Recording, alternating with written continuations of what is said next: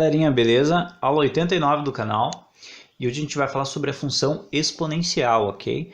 A função exponencial é bem tranquila. A gente tem algumas particularidades no gráfico que é super interessante de vocês estudarem e entenderem, né? Ter todas as funções aí na mente para quando vocês entrarem no cálculo diferencial, você já entra sabendo as definições básicas ali do domínio e como ela se comporta com relação ao gráfico, beleza? Então bora lá. Bom, pessoal, aqui a gente tem a função exponencial, tá? O que as pessoas confundem muito, as pessoas confundem a função exponencial com potência, ok? É claro que eu tenho uma potência, a única diferença é que o meu x, a minha incógnita, ela não está na base, ela está no expoente, ok? Então, função exponencial é toda vez que eu tenho a incógnita, né? Pode ser o x, o y ou o z, eu tenho a incógnita no expoente, ok? Então, a função exponencial ela tem um comportamento particular com relação ao gráfico, justamente por ter a incógnita, né? Por ter as variáveis aqui no expoente. Então, como que ela vai ser definida, gente? Qual que é o domínio da função exponencial? Qual que é a característica dos números que eu preciso ter aqui na minha função exponencial para que ela exista? Então, aqui, ó, vamos lá. Vamos começar aqui por esse daqui que eu acho mais interessante. Ó. O nosso coeficiente A, né? Vamos chamar aqui o nosso número A, ele tem que ser maior do que zero. Ou seja, a base, né? Base expoente. A base tem que ser maior do que zero. Por que a base tem que ser maior do que zero? Porque a minha função exponencial, eu tenho uma determinada representação no gráfico, ok? Como que eu vou fazer zero, né? O zero elevado ao expoente x e o x vale 5, digamos. Zero elevado à quinta potência. Então, como vocês já estudaram aí no nono ano, estão estudando ainda, estão relembrando aí a parte de potências, vocês sabem que eu não consigo ter uma definição, né? Quando eu tenho zero aqui na base, ok? Então, é mais ou menos como se eu tivesse uma indeterminação com relação a limites, por exemplo, quando o zero está no denominador, ok? Então, eu tenho que ter essa condição estabelecida. O a tem que ser maior do que zero, certo? E a segunda condição para a existência da minha função exponencial é que o a também seja diferente de 1, ok? Isso é bem simples. Se eu colocar 1 aqui, para pensar, independente do expoente que eu tiver, o resultado vai ser sempre 1. E eu vou ter uma constante, certo? Então, tendo lá o gráfico, vocês lembram do gráfico da constante, né? O meu resultado, ele varia, o y varia. Então, eu tenho sempre um desenho no gráfico, dependendo do quanto ele varia, dependendo da minha função, etc. Mas se o meu resultado for sempre 1, eu vou ter uma reta assim no gráfico. Eu vou ter uma constante.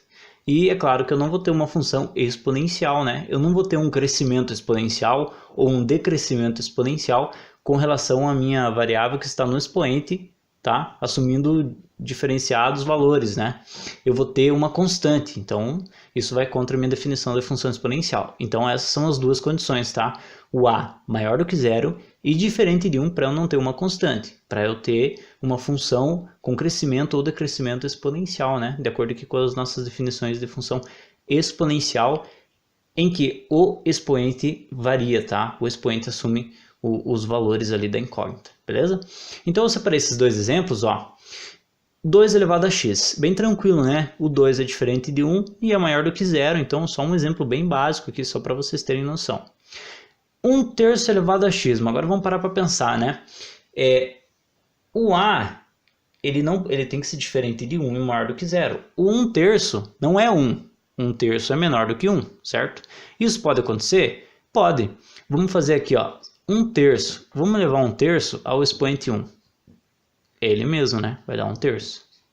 Agora vamos fazer o seguinte, vamos fazer 1/3 ao quadrado. Quanto que vai dar 1/3 ao quadrado? 1 ao quadrado dá 1.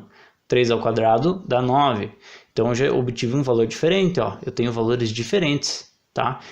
No gráfico, como que vai ficar isso daqui? Vamos fazer um gráfico num cantinho aqui para mostrar para vocês, ó.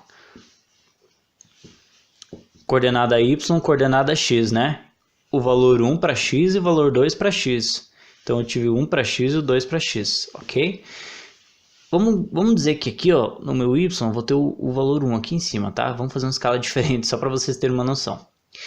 Quando o meu x vale 1, o meu y, que é o resultado, deu quanto? Deu 1/3. Então deu a terceira parte desse 1, né? Deu 0,3, que é mais ou menos aqui, ó.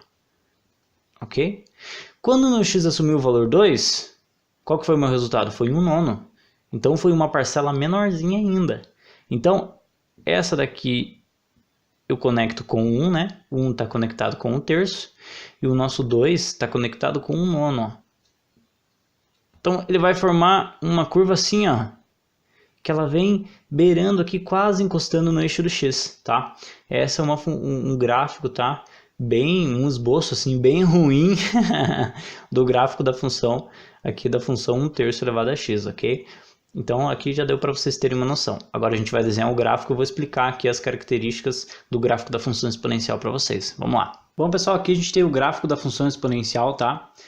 Eu peguei uma função bem simples, que é a função 2 elevado a x, que eu tinha citado lá na primeira parte do vídeo. Bom, o que eu fiz? Eu supus valores para o x, né? -2, -1, 0, 1, 2.